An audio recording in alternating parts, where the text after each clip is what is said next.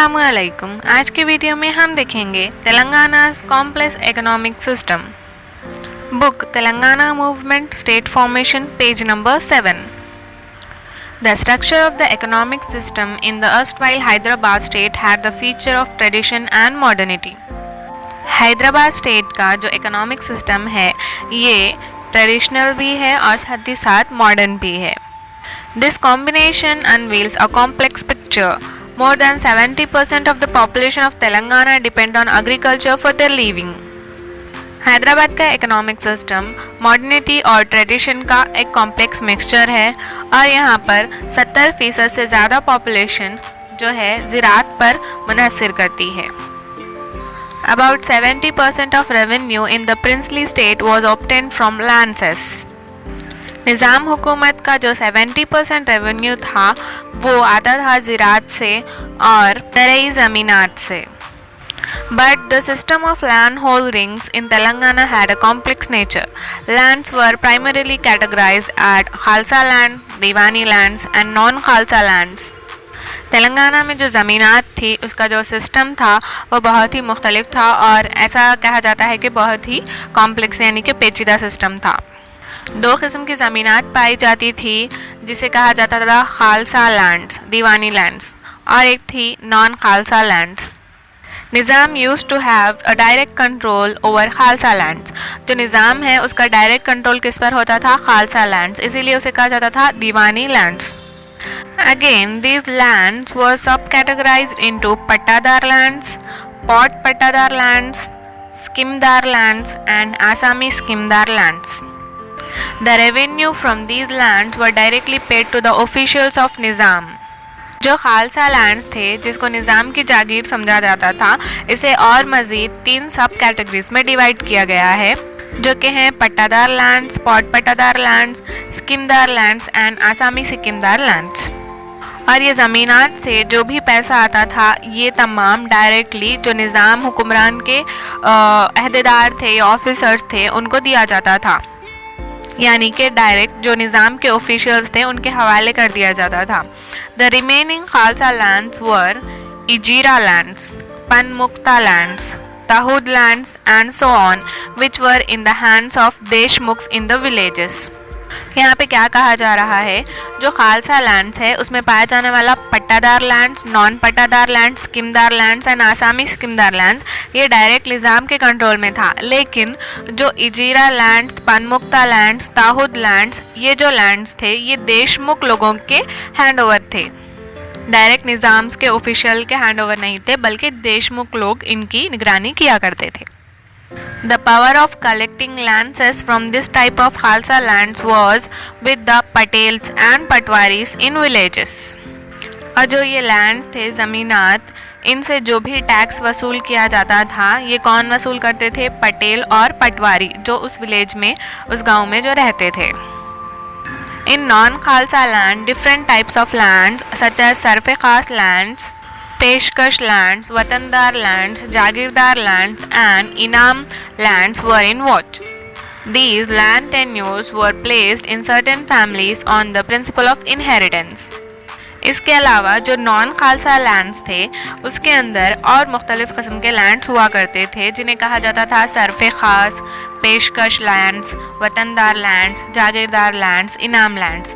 जो ये लैंड्स जो ये ज़मीनात थी ये इनहेरिटेंस के प्रिंसिपल के ऊपर दी जाती थी, यानी विरासती तौर पर अगर किसी की बाप की ज़मीन है तो उसके बेटे को दी जाती थी उनके बाद. In industrial sector, Telangana had certain principal industries such as Hyderabad Alvin, Hyderabad Asbestos, Charminar Cigarette Factory, DBR Mills, Praga Tools and so on, situated at Hyderabad. Telangana region Hyderabad जो स्टेट था यहाँ पर इंडस्ट्रीज़ भी पाई जाती थी जैसे कि हैदराबाद एलविन, हैदराबाद एस्बेस्टस, चारमीनार की cigarette factory, DBR mills, Praga tools ये सब हैदराबाद में ही हैं. Likewise, the Azamjahi mills at Warangal, paper mill at Sirpur Kagaznagar, Adilabad, Singareni coal mines in Khammam and other places provide employment of 1,000 peoples.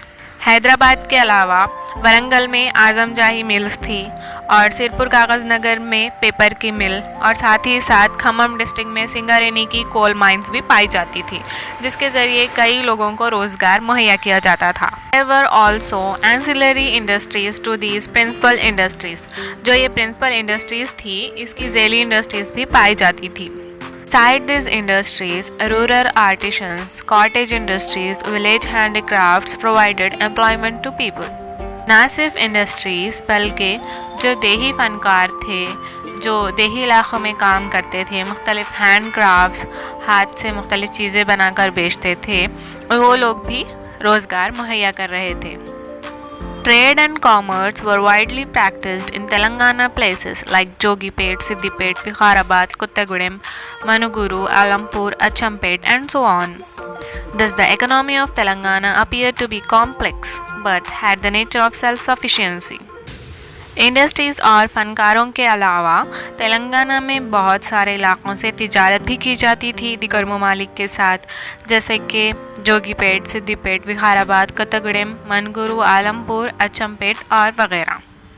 इन सब चीज़ों को पढ़ने के बाद ऐसा मालूम होता है कि तेलंगाना की जो इकोनॉमी थी वो बहुत ही कॉम्प्लेक्स थी, लेकिन इससे हम ये भी अंदाज़ा लगा सकते हैं कि जो तेलंगाना की इकोनॉमी थी वो सेल्फ सफिशिएंस थी।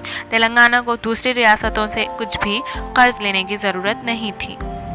After the accession of Hyderabad princely state into Indian Union, the then state government of Hyderabad constituted a committee in 1950 known as A.D. Gorwala Committee for redressal of the problems pertaining to Telangana economy। Hyderabad का जो princely state है वो 17 सितंबर 1948 को Indian union में जम हो गया, ये हम सभी जानते हैं। उसके बाद जो हिंदुस्तानी हुकूमत थी उसने जो तेलंगाना इकोनॉमी का जो भी नुकसान हुआ था उसका इजाला करने के लिए एक कमेटी बिठाई 1950 के अंदर। उस कमेटी का नाम था A.D. Gorwala committee. A senior civil servant and as a person who closely monitored the integration of Hyderabad into Indian Union, Shri V.P. Menon in his book The Story of the Integration of the Indian States had explained that the Hyderabad government after the accession to Indian Union strictly adhered to the implementation of the recommendation of A.D. Gorwala Committee and achieved surplus budget after successfully resolving all economic problems। एक senior civil servant थे उस दौर के जो थे Shri VP Menon. उन्होंने अपनी किताब the story of the integration of the Indian state में लिखा है, जब A.D. गोरवाला कमेटी को अपॉइंट किया गया था जो तेलंगाना के इकोनॉमी है उसको सुधारने के लिए, तो उसके बाद 1950 में जब गोरवाला कमेटी आई तो उसने बजट रिलीज़ किया और वो तेलंगाना के जो भी इकोनॉमिक प्रॉब्लम्स थे उसको रिजॉल्व करने के लिए कामयाब हो गई। कौन सी कमेटी? A.D. गोरवाला कमेटी। कब आई? 1950 में। और ये किसने किस बुक में मेंशन किया? श्री V.P. मेनन ने अपनी किताब the story of the integration of the Indian states में मेंशन किया है। ये थे तेलंगाना के complex economic system. Next video में इंशाल्लाह हम देखेंगे modernity in the administrative system of Telangana.